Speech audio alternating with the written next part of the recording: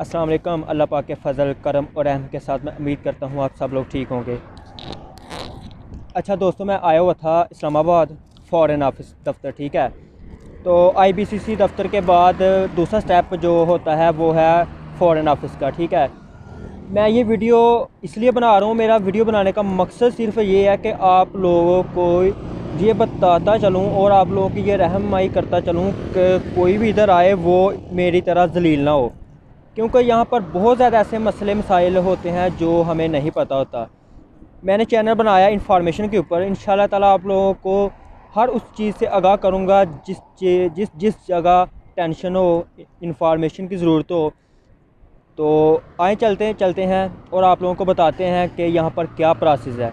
तो दोस्तों, अच्छा दोस्तों, यहाँ पर सबसे पहला जो स्टेप होता है वो ये होता है कि आप लोगों ने पोस्ट ऑफिस यहाँ पर ही मौजूद है, वहाँ से एक टोकन लेना होता है। टोकन लेने के बाद आप अंदर जाते हैं, वहाँ एक फॉर्म मिलेगा।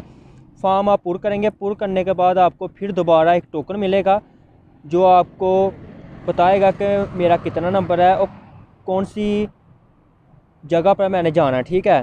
तो टोकन जमा करवाने के बाद आप लोगों को 2 घंटे का टाइम मिलेगा, ठीक है। तकरीबन यहाँ का जो प्रोसेस है वो मैक्सिमम 5 से 6 घंटे भी लग सकते हैं और कम से कम टाइम जो है वो 2 से 3 घंटे भी लग सकते हैं।